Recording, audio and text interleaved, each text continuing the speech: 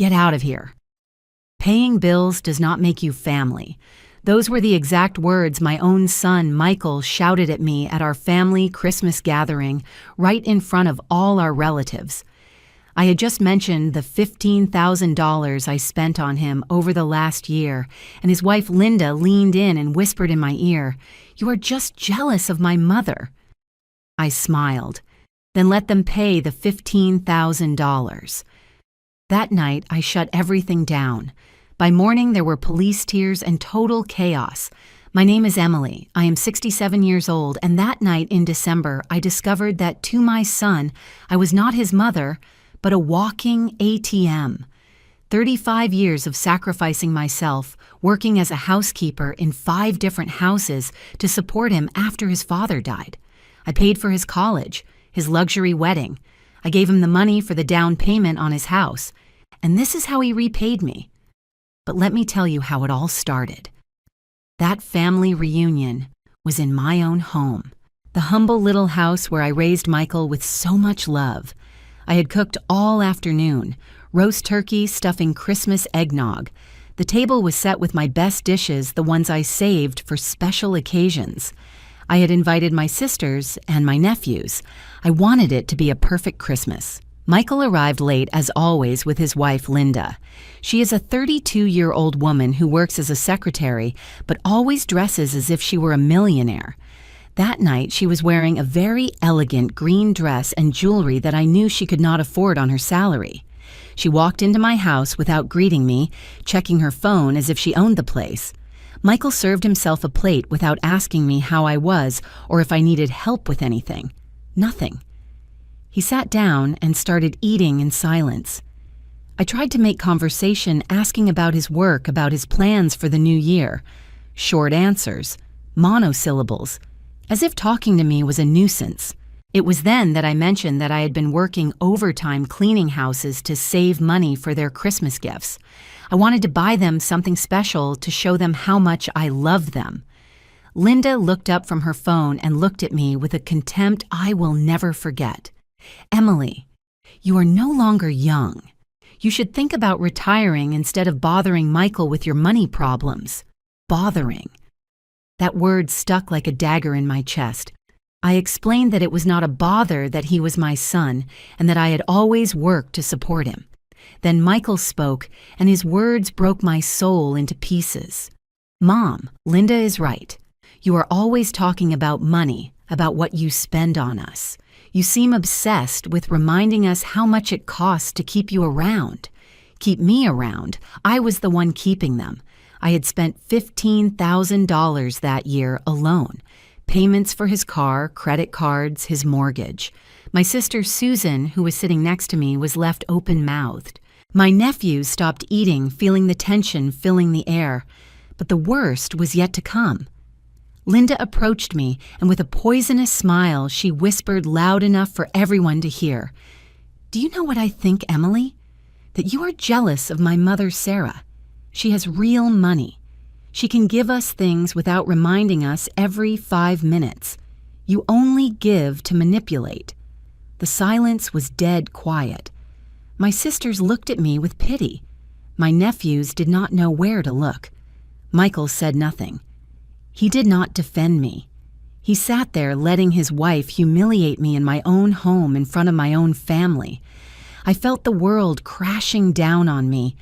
35 years of sacrifices of washing my hands until they bled, scrubbing other people's floors, of eating beans so he could eat steak, of wearing the same clothes for years to buy him what he needed. All that reduced to manipulation, to emotional blackmail. But it did not end there. Michael finally opened his mouth, and what he said was the final blow. "Mom, maybe Linda is right. Maybe you need to understand that paying bills does not automatically make you family. Family is earned with respect, not with money. Get out of here," I told him then, with a calm that surprised even myself. "Get out of my house right now." Michael got up from the table with an arrogance I had not taught him. Linda followed him, but before leaving, she turned to me with a smile that froze my blood. "Thanks for clarifying things, Emily. Now we know exactly what place you occupy in our lives." The door closed with a slam that resonated throughout the house. My sisters remained silent. My nephews looked at their plates. Susan was the first to speak. "Emily, you cannot let them treat you like that. That boy forgot everything you did for him." But I was no longer listening. In my mind, Michael's words repeated over and over again. Paying bills does not make you family. After everything I had sacrificed after giving up my own life to build his, I was not family to him. I was just a nuisance, a hindrance that inconveniently reminded him how much it cost to maintain him. My sister Susan came over and hugged me. I could feel her indignation, her rage at what she had just witnessed. "That boy has no shame. Emily, after everything you did for him, you worked like a slave to give him an education so he could have a better life than ours." The tears began to flow, but they were not just tears of sadness. It was pure humiliation. They had been capable of humiliating me in front of my entire family, of reducing 35 years of sacrifices to simple manipulation. Susan kept talking, but her words reached me like distant echoes. "Do you remember when Michael was little and got pneumonia? You worked 3 jobs to pay for the private hospital. And when he wanted to study engineering, you sold even your wedding earrings to pay for his college." Every word from my sister was like a knife digging deeper, because she was right. I had sold everything of value I had to invest in Michael's future. I had given up rebuilding my romantic life because no man wanted to take on a woman who put all her priorities on her son. I had lived in the same humble little house for 30 years because every extra dollar went to Michael. That night, after everyone left, I sat in my empty kitchen and cried like I had not cried since my husband died. But amidst the tears, something else was growing inside me, a cold, calculated rage that I had never felt before, because Michael and Linda did not know something very important, something I had kept secret for the last 6 months. Mrs. Eleanor, one of the employers I worked for 30 years, had died in June. In her will, she left me $850,000. $850,000 that no one knew I had. Not Michael, not Linda, not even my sisters. Mrs. Eleanor had no children, and in her last years, I was more than her housekeeper. I was her companion, her confidant, almost a daughter to her. When the lawyer, Mr. Harrison, read me the will, I could not believe what I was hearing. Mrs. Eleanor had left a letter explaining her decision. Emily was the only person who cared for me with genuine love without expecting anything in return. She deserves to live her last years with dignity and without financial worries. For 6 months, I kept that secret, not knowing what to do with so much money. I thought about telling Michael about helping him completely pay off his house, about securing his future, but something always stopped me. An inner voice telling me to wait, to observe, not to rush. Now I understand why. The next day, I woke up with a mental clarity I had not had in years. I dressed in my best clothes, that gray skirt I saved for special occasions, and left the house. My first stop was the bank where I kept the inheritance papers.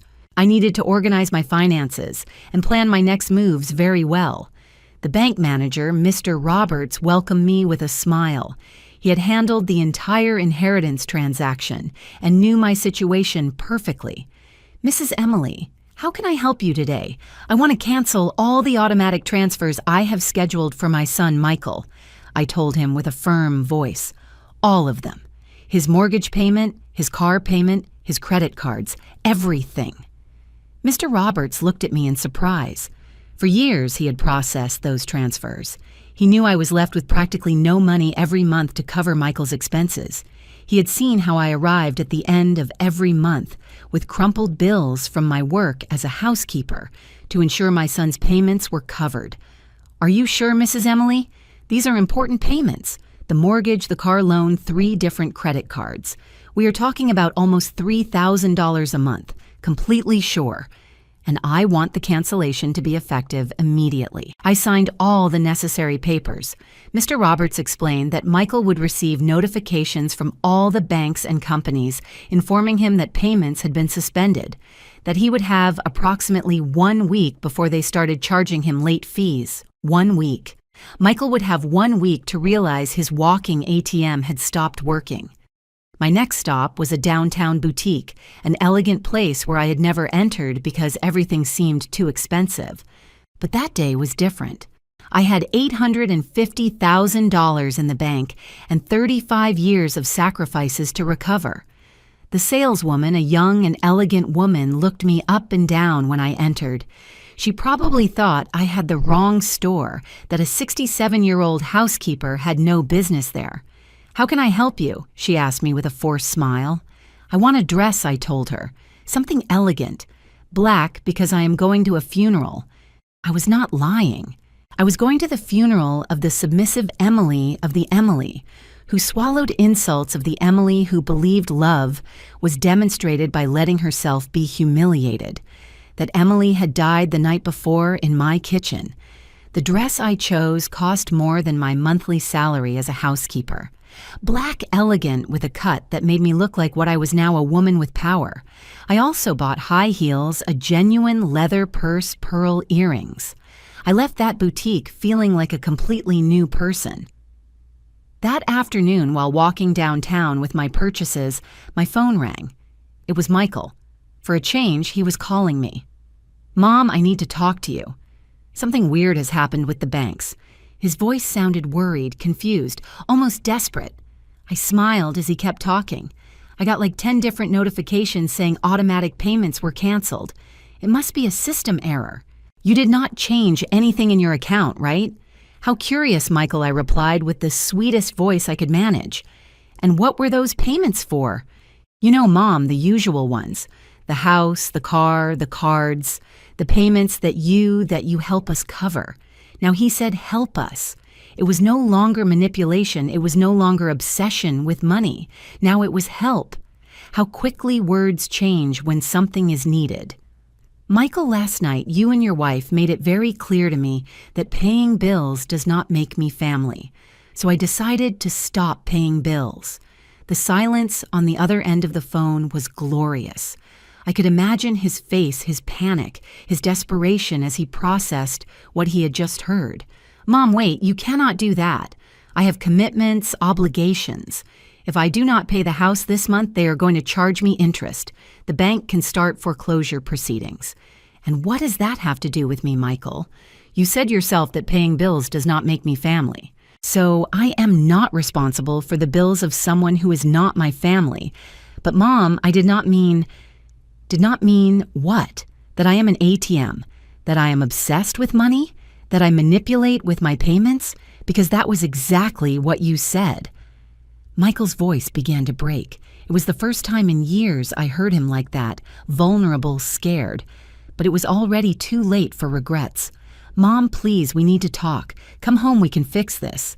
"No, Michael, your house is your problem now. I have my own plans." I hung up the phone and turned it off. For 35 years, I had been available 24 hours a day. That too had ended. That same afternoon, I took a taxi to the most elegant hotel in the city, the Grand Plaza, a place where I had only been once when I delivered clean clothes to one of my employers who was staying there. I never imagined that one day I would be the guest. The receptionist looked at me strangely when I asked for the most expensive suite available. An older woman dressed in simple clothes asking for luxury lodging, but when I pulled out my new credit card, the one the bank had given me after the inheritance, her attitude changed completely. "It will be a pleasure to host you, Mrs. Emily. How many nights will you be staying with us?" "1 week to start." The suite was bigger than my entire house. It had a living room, a bedroom with a huge bed, a bathroom with a jacuzzi, and a spectacular view of the city. I sat on the leather sofa, and for the first time in decades, I allowed myself to breathe without worries. The next day, my phone started ringing nonstop. Michael, Linda, unknown numbers. I decided to turn it on only to listen to the voicemails. The first was from Michael, and his desperation was evident. "Mom, please answer. Linda is very worried. She says maybe we were too hard on you. We can talk, find a solution." The second message was from Linda, and her tone had changed completely. She was no longer the arrogant woman from 2 days ago. Emily, it is Linda. I think there was a misunderstanding. Michael told me about the problems with the banks. We can sit down and talk like family, like family. Now that they needed money, I was family again. The third message surprised me. It was from Sarah Linda's mother, the rich woman who supposedly envied me. Mrs. Emily, this is Sarah speaking. My daughter told me what happened. I would like to speak with you. I think we can find a solution that benefits everyone. Benefits everyone. How interesting. When they humiliated me, nobody thought about benefiting me. But the fourth message was the one that amused me the most. It was Michael again, but this time crying. Mom, I do not know what to do. Linda is furious. She says it is my fault. Her mom is pressuring her to leave me if I do not resolve this. They are going to take the house, the car, everything. Please, Mom. I know I do not deserve it, but you are my mother. You cannot abandon me like this. Now I was his mother. When everything was falling apart, when he needed help desperately, then he remembered I was his mother. That afternoon, I decided to give myself a luxury I had never had. I went to a spa. I got massages, facials, manicure, pedicure. While the specialist worked, I reflected on my new reality. For the first time in 35 years, nobody depended on me. Nobody expected me to solve their financial problems. Upon returning to the hotel, I found the concierge waiting for me with an envelope. Mrs. Emily, a young man, came to leave this for you. He said it was very urgent. It was a letter from Michael written by hand, with that handwriting I had taught him as a child. Mom, I do not know if you are going to read this, but I need to try. I know I was wrong. I know Linda was wrong. We were stressed with many pressures and we took our frustration out on you. That is unforgivable. But Mom, I am your son. The same boy you hugged when he had nightmares. The same one you cared for when he was sick.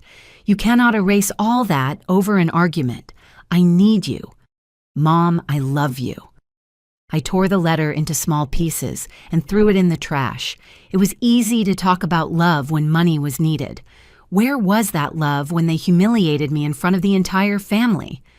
The next day, I decided to do something Michael would never expect. I went to visit my old employer, Mrs. Margaret, an older woman who had always treated me with respect. She was surprised to see me so elegant, so changed. Emily, what a pleasure to see you. You look splendid. How are you? I told her the whole story. Margaret listened to me carefully, without judging, without taking sides. In the end, she told me something that marked me deeply. Emily, I raised 3 children, and I am going to tell you something I learned over the years. Sometimes the greatest demonstration of love towards a child is letting him fall. Letting him learn what life costs when he does not have mom solving everything. She was right. For 35 years, I had been the mattress that cushioned all of Michael's falls. I had never allowed him to face the consequences of his decisions. He had never learned the real value of money because he always knew Mom would be there to rescue him. That night in my hotel suite, I made a decision that would change everything forever. I called the lawyer, Mr. Harrison, the same one who had handled Mrs. Eleanor's inheritance. Mr. Harrison, I need to consult you on something. What legal options do I have if someone has defamed me publicly, caused me emotional damage deliberately? Are you thinking of suing someone, Mrs. Emily? I am thinking of protecting myself and ensuring that the people who have hurt me understand that their actions have consequences. Mr. Harrison explained the options: lawsuit for moral damages, for defamation, for psychological damage. All documented, all legal, all perfectly justified. Do you have proof of what you are telling me? I smiled, because what Michael and Linda did not know was that during the last few months, every time they came home, I had recorded our conversations. I had all their humiliations, all their insults, all their poisonous words saved on my phone. Mr. Harrison, I have more proof than you imagine. Mr. Harrison reviewed the recordings I took to his office. His expression changed completely upon hearing Michael and Linda's words. especially when he got to the part where Linda whispered to me about being jealous of her mother and Michael declaring that paying bills did not make me family. Mrs. Emily, this is more than enough for a lawsuit for moral damages. The humiliations were public, deliberate, and caused demonstrable emotional damage. Furthermore, we have the aggravating factor that you are a senior citizen, which increases the severity of the case. Perfect. I want you to prepare everything. But first, I am going to give them one last chance to apologize publicly. One last chance? Yes. I want to see how far they are capable of going. I want them to retract everything to ask for my forgiveness in front of the same family that witnessed the humiliation. If they do not do it, we will proceed with the lawsuit. Mr. Harrison smiled. He was an older man experienced in family cases, and he understood my strategy perfectly. I think it is an excellent idea. Meanwhile, I will prepare all the legal documentation. I left the lawyer's office feeling powerful for the first time in decades. I had taken control of my life. I had stopped being a victim to become the protagonist of my own story. That afternoon, I decided to call Michael. He answered on the first ring as if he had been waiting for my call desperately. Mom, finally. I was very worried. Where are you? I have gone to your house 3 times and you are not there. I am in a place where I can think clearly, Michael. Far from the toxic environment where you humiliated me. Mom, about that. Linda and I have been talking. We think we all got exalted that night. Maybe we could sit down to talk. Sit down to talk? After what they told me in front of the entire family? After reducing 35 years of sacrifices to simple manipulation? Mom, please. We are going through a very difficult time. The banks have already started calling. If I do not pay this week, they are going to start foreclosure proceedings. Now you are going through a difficult time. When you humiliated me, I was not going through anything difficult, right? Michael sighed on the other end of the phone. I could feel his frustration, his growing desperation. What do you want me to do, Mom? What do you need so we can fix this? I want you and Linda to organize a meeting, the same family that witnessed my humiliation. I want you to apologize publicly, to recognize everything you did wrong, to admit that your words were unfair and cruel. A family meeting to apologize? Exactly. And I want Sarah to be present too. Linda's rich mother, the one I supposedly envy. I want to meet her personally. Mom, I do not know if Sarah is going to want to come. She is very busy. Michael, either you do what I ask or you deal with your financial problems alone. You decided that paying bills does not make me family. Perfect. Then I have no family obligation to help you. Okay? Okay, I am going to organize the meeting. When? Tomorrow night. At my sister Susan's house. Neutral ground. And Michael, you better come with a completely different attitude. I hung up the phone and immediately called Susan to tell her the plan. Sister, could you lend us your house tomorrow for a family meeting? Of course. Monica, but tell me, what do you have planned? Justice. Susan. Simple justice. The next day, I prepared myself as if it were the most important battle of my life. I put on the elegant black dress I had bought, the high heels, the pearl earrings. I applied makeup carefully and did my hair at the hotel beauty salon. When I saw myself in the mirror, I did not recognize the woman looking back at me. She was elegant, powerful, sure of herself. I arrived at Susan's house exactly at the agreed time. My sister welcomed me with her eyes wide open. Emily, you look spectacular. What did you do to yourself? I found myself sister. After 67 years, I finally found myself. Michael arrived 15 minutes late, as always. Linda came with him, but her attitude was completely different. No arrogance, no superiority. She seemed nervous, almost scared. And behind them came a woman I assumed was Sarah. Sarah was a woman of about 58 years, well-dressed but not as much as Linda presumed. In fact, her clothes looked expensive, but not new, as if they had been bought a long time ago. Her jewelry also seemed authentic but worn. There was something about her that did not fit the image of a millionaire woman that Linda had painted. Emily, nice to meet you. I am Sarah, Linda's mother. I am very sorry for what happened the other night." Her tone was conciliatory, almost servile. Nothing like the arrogance I expected to find. We sat in Susan's living room, Michael and Linda on a sofa, Sarah on a chair me in the main armchair. My sister stood as a silent witness to what was about to happen. "Well, I was told you wanted to apologize," I started with a calm voice. "I am listening." Michael cleared his throat, clearly uncomfortable. "Mom, Linda, and I have reflected a lot on what happened. We realize that our words were very harsh, very unfair. You have been an extraordinary mother. You have sacrificed a lot for me."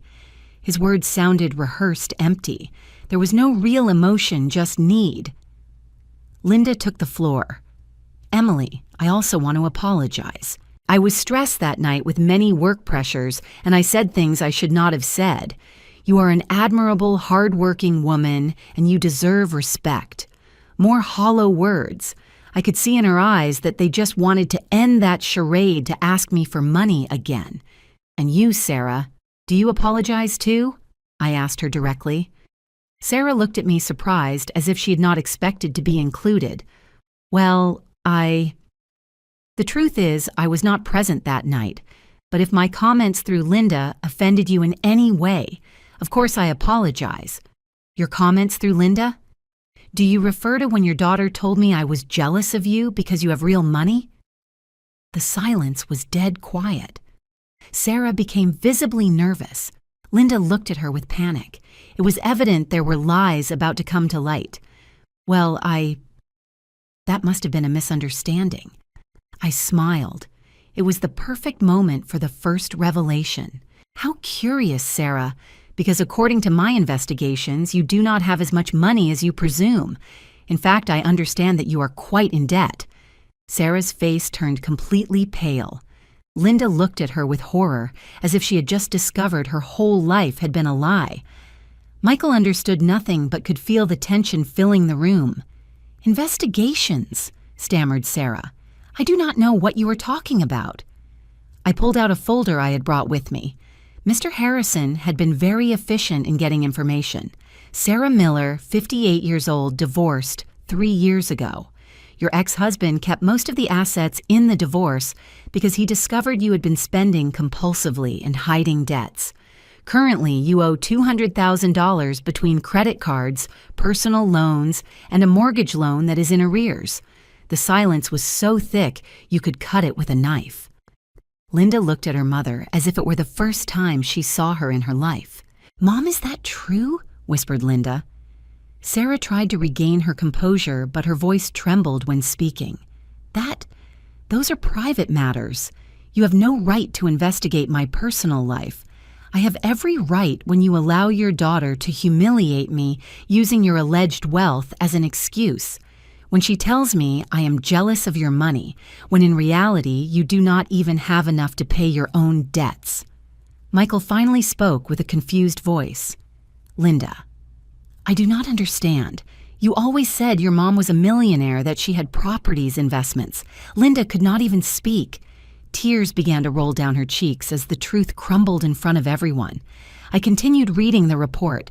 Furthermore, Sarah works as a saleswoman in a department store with a salary that barely reaches to pay the rent on her apartment. The jewelry she wears are imitations bought in thrift stores. The car she drives is about to be repossessed. "Enough," shouted Sarah, losing her composure completely. "You have no right to expose my life like this. No right. How did you not have the right to allow your daughter to humiliate me based on lies? How did you not have the right to make me feel inferior for not having your supposed money?" Linda finally found her voice, but it was barely a broken whisper. "Mom, why did you lie to me? Why?" Sarah collapsed completely. Tears ran down her face as the truth came out in spurts. "Because I wanted you to feel proud of me. Because when your dad left me, I was left with nothing. I lost the house, the cars, everything, but I did not want you to know your mother was a failure." Sarah's crying filled the room. Linda looked at her with a mixture of horror and compassion while Michael tried to process all the information. So when Linda told me I was jealous of her rich mother, I continued. She was actually defending a woman who is more in debt than I ever was. How ironic. Michael finally reacted, turning toward Linda with fury. Are you telling me we humiliated my mother based on lies? That your rich family you bragged about so much does not exist? I did not know, shouted Linda. My mother lied to me my whole life, but that does not justify what you did to me, I interrupted. Whether they lied or not about their financial situation, the contempt was real. The humiliations were real. The pain you caused me was real. I got up from the armchair and walked toward Michael. Do you know what is the saddest part of all this, son? That while you believed yourselves superior to me, while you treated me like a hindrance, I had $850,000 in the bank. The three people in front of me stood petrified. Michael opened his mouth, but no sound came out. Linda stopped crying from the shock. Sarah raised her head slowly. What did you say? Murmured Michael. $850,000. An inheritance I received 6 months ago from Mrs. Eleanor, for whom I worked for 30 years. Money I thought of using to secure your future, Michael. Money I was going to invest in a bigger house for the whole family. I pulled out my bank statement and showed it to them. Their eyes opened like plates seeing the figure. Impossible, whispered Linda. Very possible. Turns out the housekeeper you despised so much is richer than your whole family combined. The woman who supposedly envied the poverty disguised as Sarah in reality could buy and sell everything you possess 10 times over. Michael stood up abruptly. Mom, why didn't you tell us? Why did you keep the secret? Because I wanted to see who you really were when you thought I had nothing to offer you.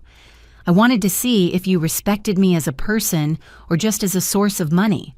The answer was very clear that Christmas night. I continued.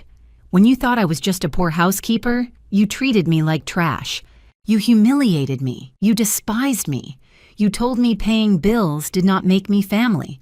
Sarah finally spoke with a trembling voice. Mrs. Emily, if we had known... What?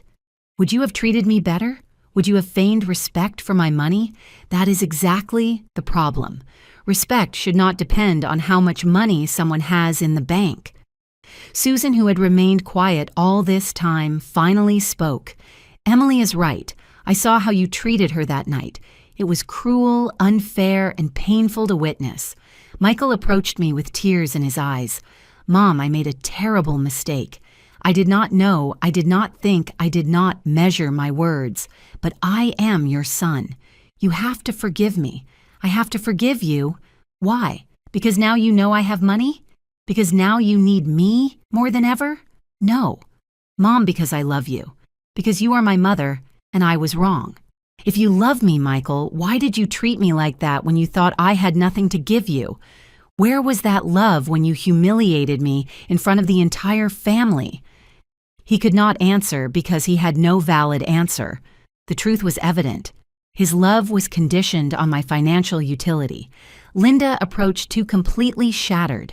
Emily, I know I have no forgiveness. I know what I did was unforgivable, but please give me a chance to amend it. How do you plan to amend it? Linda? By returning my dignity?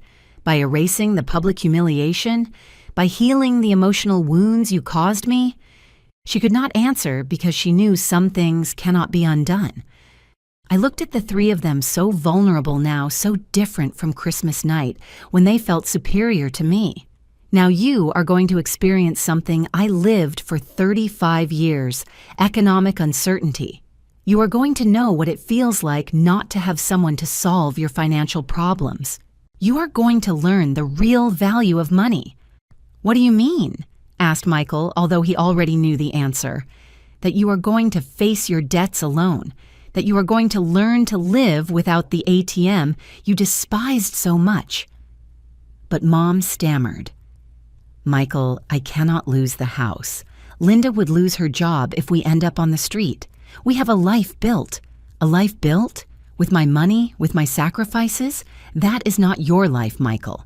It is the life I gave you while you despised me for giving it to you. Linda threw herself on her knees in front of me, crying inconsolably. "Please, Emily, I know I do not deserve it, but I beg you, we can change. We can be different. Give me a chance to show you I can be the daughter-in-law you deserve. You already had 32 years to be the daughter-in-law I deserved. Linda, you chose to be cruel, contemptuous, and abusive. Those decisions have consequences." Sarah also approached with desperation in her voice. "Mrs. Emily, I accept full responsibility. It was my fault filling Linda's head with lies about my situation. But please do not punish my daughter for my mistakes. Your daughter is a 32-year-old adult. Sarah. She chose to humiliate me based on false information she never bothered to verify. She chose to treat me like trash because she believed she could do it without consequences." I headed towards the door, but before leaving, I turned to face them one last time. For 6 months, I kept the secret of my inheritance, waiting for the right moment to tell you. I thought of doing it at Christmas. I thought it would be a perfect gift for the whole family. But you showed me who you really were before I could do it. Michael got up abruptly. "Then all this is revenge. You set a trap for us." "A trap?" "No, Michael, a trap would have been faking poverty to test you. I simply did not mention my good fortune. You chose to treat me badly without any provocation on my part. But we are family," he shouted with desperation. "Family? You said yourself that paying bills does not make me family. Let's apply that logic. Humiliating, despising, and mistreating does not make you family either." I left Susan's house feeling liberated, but also emotionally exhausted. The taxi was waiting outside to take me back to the hotel. During the ride, I reflected on what had just happened. I had exposed all the lies. I had revealed my true situation, but I knew this was just the beginning. Upon arriving at the hotel, I found multiple messages on my phone. Michael had called 20 times in the last 30 minutes. Linda had sent desperate text messages. Even Sarah had gotten my number somehow and left pleading voicemails. I decided to listen to only one of Michael's messages. "Mom, please do not do this. I know we were wrong. I know we were cruel to you, but we are your family. We are the only thing you have in this world. Without us, you are going to be alone forever. Is that what you want? To be alone with your money?" His words infuriated me more than all the insults of Christmas night. Now it turned out I needed them, that without them, I would be alone forever. The same emotional manipulation as always, but now with added desperation. I called Mr. Harrison immediately. "Lawyer, proceed with the lawsuit. This very night I want you to file all the documents. Are you sure, Mrs. Emily? Once we start the legal process, there is no going back. Completely sure. I want you to sue for moral damages, defamation, and psychological damage. I have the recordings. I have witnesses. I have everything you need. Perfect. Tomorrow I will file the lawsuit. What amount do you consider appropriate? $100,000. And I want it to be public. I want the whole city to know what they did to me." The next day, the lawsuit was the talk of the neighborhood. The lawyer had contacted a local journalist, and the story of the millionaire housekeeper who sued her ungrateful son spread like wildfire. My phone would not stop ringing. Unknown numbers, reporters wanting interviews, curious neighbors. But the calls that hurt me the most were Michael's increasingly desperate, increasingly pleading. I decided to answer one of his calls the 10th of the day. "Mom, please stop this." The lawsuit appeared in the newspaper. Everyone is talking about us. Linda lost her job. They fired her because of the scandal. Neighbors pointed us in the street. And how do you think I felt when you humiliated me in front of the entire family? How do you think I felt when you treated me like trash? But Mom, this is too much. One thing is to leave us without money, but ruining our reputations, our jobs, our lives. One thing is to make a mistake, Michael. Another thing is to deliberately humiliate your mother for years and then expect there to be no consequences. It was not years. It was one night. One night? Seriously, do you think everything started that Christmas night? How many times did Linda treat me with contempt? How many times did you make me feel I was a burden? How many times did you ignore my feelings? Michael stayed quiet because he knew I was right. The contempt had been constant, gradual, systematic. Christmas night had only been the straw that broke the camel's back. Mom, okay. I accept we were cruel. I accept we hurt you. But what is your plan? Destroy us completely? My plan is for you to learn that actions have consequences, that respect is earned, not bought, that treating people badly, especially your mother, is not something that can be done without facing consequences. And then what? When we have lost everything, when we are on the street, when Linda and I have divorced because we could not stand the pressure, what are you going to gain from that? I am going to gain my dignity back. I'm going to gain the peace of mind of knowing I did not allow them to keep treating me like trash. That afternoon, while drinking tea on the terrace of my suite, I reflected on Michael's words. What was I really going to gain from all this? Was revenge going to return the 35 years of sacrifices? Was it going to heal the emotional wounds? But then I remembered Linda's face when she whispered she was jealous of her mother. I remembered the coldness in Michael's eyes when he told me paying bills did not make me family. I remembered the public humiliation, the cruel laughter, the absolute contempt. No, this was not just revenge. This was justice. This was setting limits after a lifetime without setting them. This was teaching them that even the infinite patience of a mother has a breaking point. That night, I made a decision that would change the course of this whole story. I was going to do something Michael would never expect, something that would hit him where it hurt most in his public pride. The next day, I woke up with an idea that filled me with an energy I had not felt in years. If Michael wanted to play dirty, if he wanted to manipulate the situation in his favor, I was going to show him what having power really meant. I called Mr. Harrison and asked him to organize a press conference. I wanted to tell my story publicly with all the details, all the proofs, all the recordings. If the story had already appeared in the local paper, better that people heard my full version. Mrs. Emily, are you sure you want to expose yourself so much publicly? Mr. Harrison, for 67 years, I have lived in the shadows, working in silence, enduring humiliations in private. It is time the world knows who I really am. The press conference was organized for Friday afternoon in the main hall of the hotel where I was staying. Mr. Harrison contacted several local media outlets and some national ones. The story had awakened curiosity, a millionaire housekeeper suing her own son for emotional abuse. Meanwhile, Michael had started a desperate campaign to clean up his image. He had created profiles on social media, telling his version of events, presenting me as a vengeful and manipulative mother who was destroying her family over a misunderstanding. His posts said things like, "My mother is punishing us for a normal family argument. She took away all financial support overnight and now is suing us for $100,000. Is this what a loving mother does?" The comments were divided. Some supported him, saying I was a toxic mother. Others criticized him, especially when rumors started circulating about the details of what really happened that Christmas night. But what bothered me most was seeing that Linda had also started posting on her networks. She had uploaded photos of herself crying with messages like, "I lost my job over a family misunderstanding. My mother-in-law decided to ruin our lives because we had an argument." Where is the Christian compassion? Christian compassion. After humiliating me publicly, now she spoke of Christian compassion.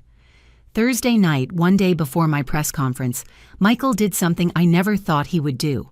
He created a live broadcast on Facebook to tell the truth about what was happening. I found out because my sister Susan called me upset. "Emily, Michael is broadcasting live. He is saying terrible things about you. He says you went crazy with money, that you were always manipulative, that you were taking revenge because he got married." I turned on my computer and entered his broadcast. There were more than 500 people watching. Michael was in his living room with Linda by his side, crying, playing the role of perfect victims. My mother received an inheritance 6 months ago and told us nothing Michael was saying. Then, when we had a small family argument at Christmas, she decided to punish us by taking away all the financial support she gave us. Now we lost the house. Linda lost her job, and she is suing us for $100,000. The live comments were a mix of support and criticism. Some said your mother supported you for years, you should be grateful. Others commented a mother should not abandon her children like that. But what infuriated me most was when Michael started crying on camera. I just want my mother back. I know we made mistakes, but she was everything we had. Now she is living in a luxury hotel while we are left with nothing. Is that fair?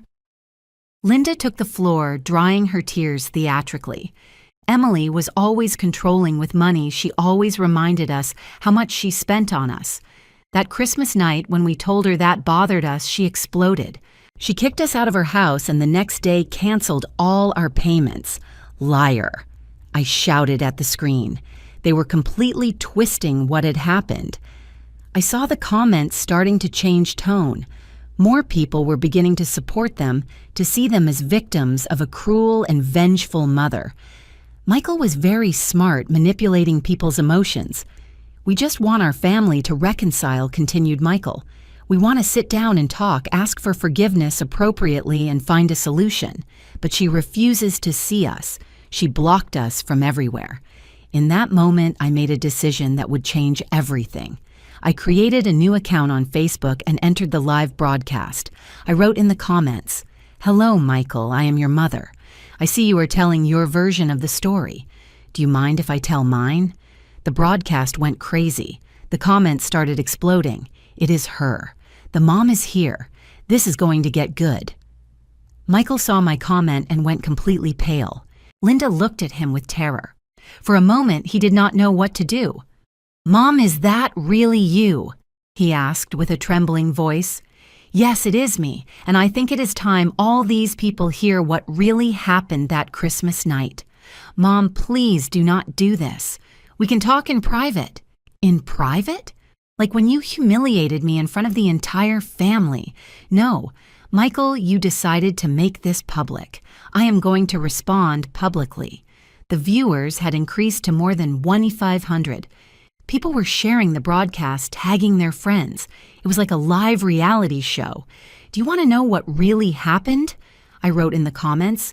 "Do you want to hear the recordings of what they told me that night?" Michael got up abruptly from his chair. "You cannot do that. Those are private conversations." "Private? Like this broadcast where you are defaming me in front of thousands of people?" Linda finally spoke with a desperate voice. "Emily, please. We suffered enough already. People are judging us. I lost my job. We are about to lose the house." Now I am Emily again. I am no longer the crazy manipulator of 5 minutes ago. The comments were out of control. There were people defending me, people attacking me, people asking me to play the recordings. "Michael," I wrote, "do you want to tell all these viewers exactly what you told me that Christmas night? Do you want to repeat the exact words you used?" "Mom, we already asked for forgiveness." "No, you did not ask for forgiveness. You told me it was a misunderstanding, that you were stressed, that we all got exalted. But you never admitted how cruel you were. At that moment, I decided to do something I knew would be devastating for them. You know what? You are right. It is better that the recordings speak."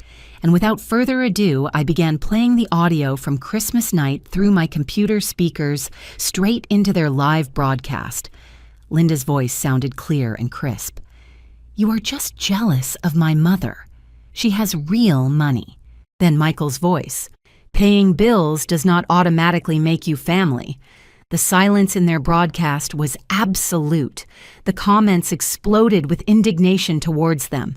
The comments in the broadcast became an avalanche of criticism towards Michael and Linda. What ungrateful children. Poor lady. They deserve everything happening to them.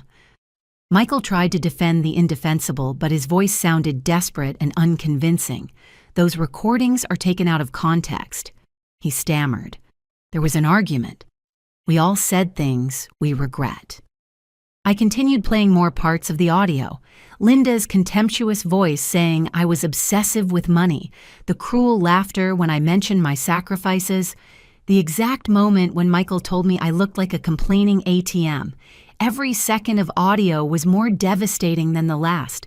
The viewers of the broadcast increased to more than 3,000 people. The story was going viral in real time. This is what they call a small family argument.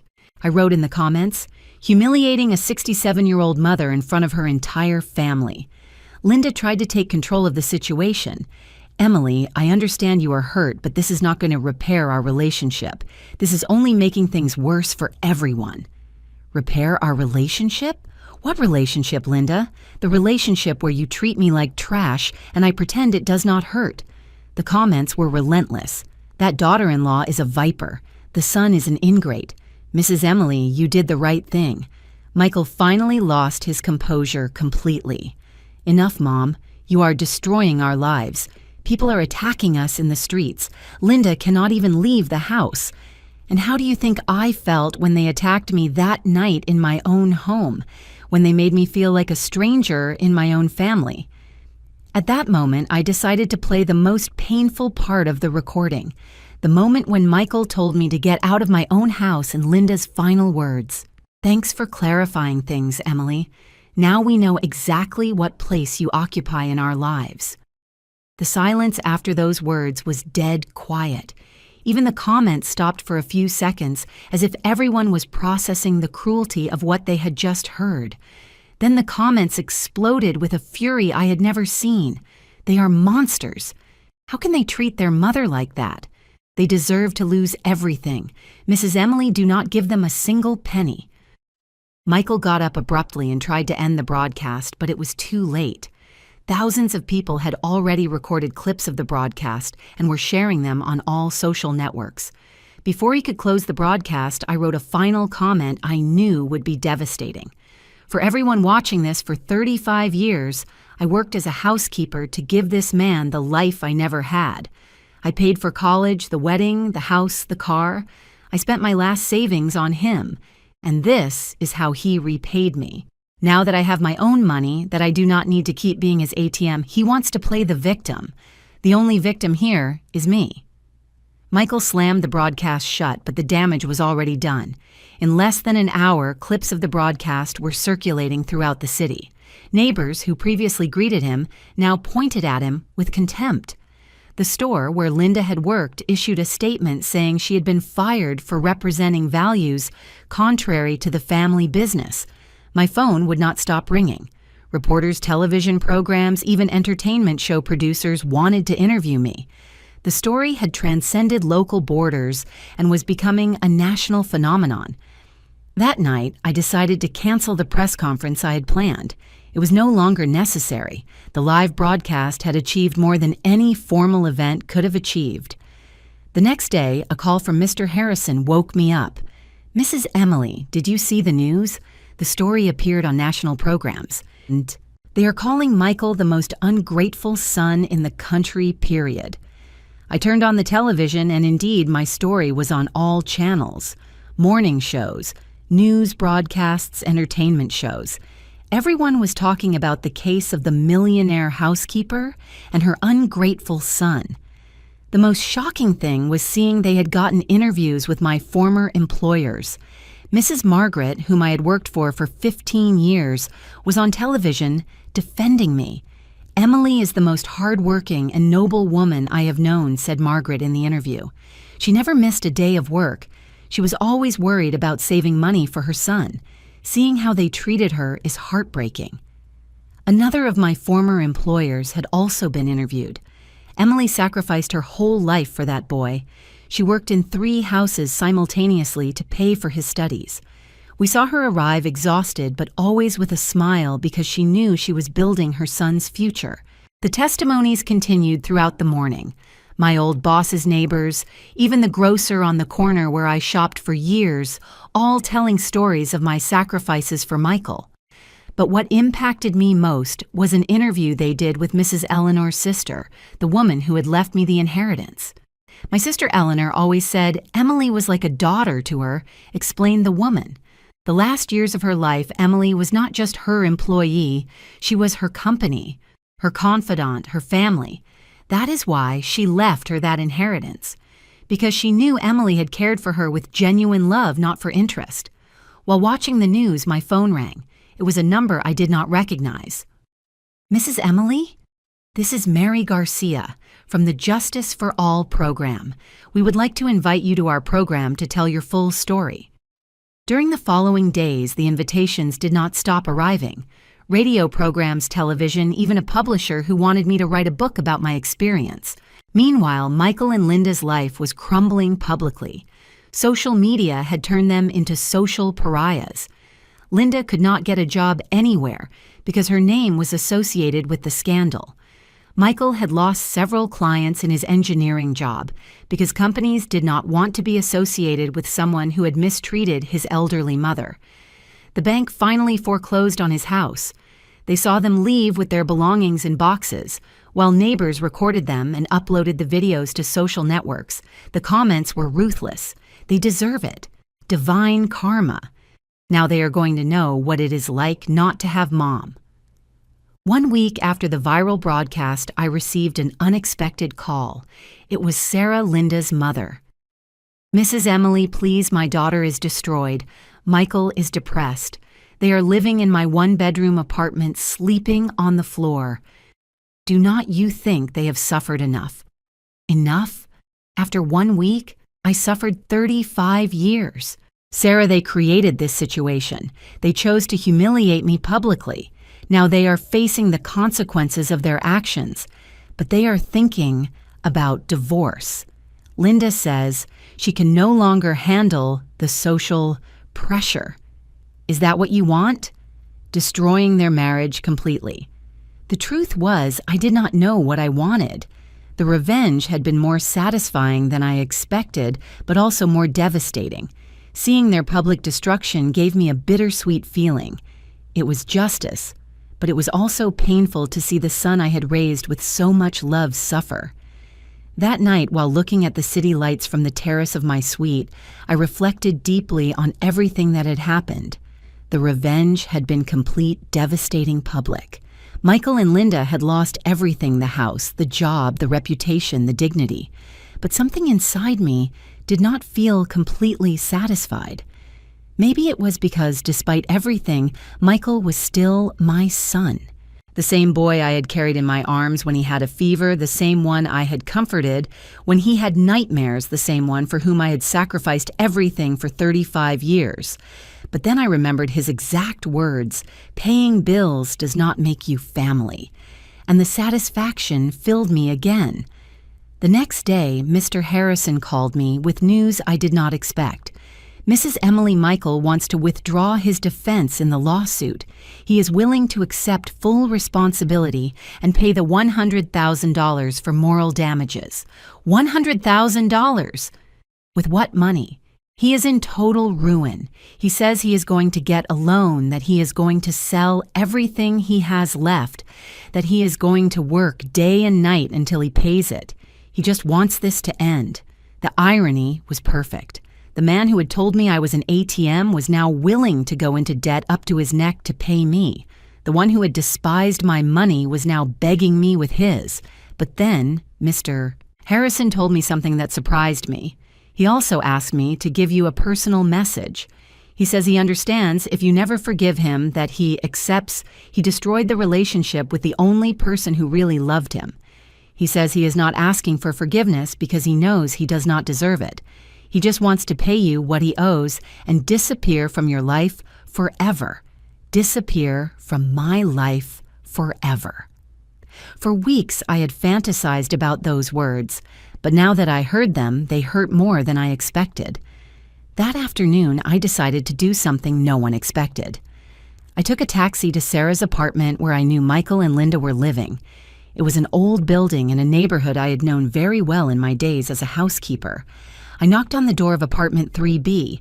Sarah opened with a face of total surprise. "Mrs. Emily, what are you doing here?" "I came to talk to Michael." For the last time. Michael appeared behind Sarah. He looked completely different. He had lost weight, had deep, dark circles, messy hair. He looked like a man who had aged 10 years in 2 weeks. "Mom," he murmured with a broken voice, "I did not expect to see you. We need to talk, alone." We went out to the small balcony of the apartment. The contrast with my luxury suite was brutal. 2 weeks earlier, he lived in a 3-bedroom house and I in a humble little house. Now the positions had reversed completely. "How are you?" I asked him, although the answer was obvious. "Destroyed," he replied, without trying to pretend. "Completely destroyed. I lost everything, Mom. The house, the job, the friends, the reputation. Linda is going to leave me. She says she cannot handle the social pressure anymore, and all for a December night when you decided to humiliate your mother. I know, and I accept it. I am not here to ask you for compassion or forgiveness. I know I do not deserve them." It surprised me to hear him so different. There was no trace of the arrogance from before, of the superiority of the contempt. He was a broken man who finally understood the consequences of his acts. "What do you want then?" "I want you to know that I understood. I understood what you wanted to teach me. I understood what it feels like to be alone without money, without support, without family. I understood what you lived all these years while I took you for granted." His words sounded genuine, but it was already too late for learned lessons. "I also want to ask you something," he continued. "When I pay the $100,000 of the lawsuit, I want you to consider us completely at peace, that you never have to see my face again if you do not want to, that you can live your life in peace with your money without the burden of an ungrateful son." The burden of an ungrateful son? Did he think that is what he was to me? "Michael, you were never a burden. You were my life project, my reason for existing, my greatest pride. That is why it hurts so much that you treated me how you treated me." Tears began to roll down his cheeks. "Mom, I ruined everything. I ruined the relationship with the only person who loved me unconditionally. And the worst is that I cannot blame anyone else. I cannot say it was Linda's fault or the stress or the circumstances. It was me. It was I who chose to treat you badly." For the first time in 2 weeks, I felt a pinch of compassion for him, but it was not enough to erase 35 years of sacrifices reduced to manipulation. Do you know what is the saddest part of all this, Michael? That it took losing everything for you to realize what you had. I know, Mom. And that is why I am not going to ask you to forgive me. I am just going to ask you to be happy. That you use your money to live the life you deserve. That you travel. That you spoil yourself. That you do everything you could not do because you were taking care of me. His words moved me more than I expected. It was the first time in his adult life he thought of my well-being without mixing it with his own needs. "And what are you going to do?" "I am going to get a job wherever, doing whatever. I am going to pay the lawsuit even if it takes me years. And I am going to learn to live with the consequences of my acts." In that moment, I made a decision that surprised even myself. "Michael, I am not going to accept the money from the lawsuit." He looked at me confused. "But Mom, I do not need it. I have more money than I can spend in what is left of my life, and I do not want the rest of your existence to be marked by a debt to me. Then what do you want? I want you to learn to be a real man, that you build your life with your own hands without depending on anyone, that you evaluate what you have while you have it, and that you never treat someone who loves you badly again. That means you forgive me." I looked him directly in the eyes before answering. "That means I release you from the financial debt. The emotional debt is going to be something you will have to live with for the rest of your life." I got up to leave, but before leaving the balcony, I turned to him one last time. "Michael, for 35 years, I was your mother. From today, you are free to be your own man. Use it wisely." I left the apartment without looking back. In the taxi back to the hotel, I reflected on what I had just done. I had not really forgiven, but I had released. I had cut the chains that tied me to a toxic relationship, but I had also cut the ones that made me his eternal savior. That night, I called Mr. Harrison to officially withdraw the lawsuit. The next day, I bought a small but elegant house in a quiet neighborhood, far from all the painful memories. It was time to start the life I had never allowed myself to have. 6 months later, while drinking coffee in the garden of my new house, I reflected on everything lived. Michael had gotten a job as an engineer in another city. Linda had left him just as she had threatened. He was rebuilding his life from scratch without anyone's help, finally learning the value of independence. I do not regret having adopted him when he was a child. I only regret not having understood sooner that kindness should never be practiced at the cost of self-destruction. At 67 years old, I finally learned that self-love is not selfishness, it is survival.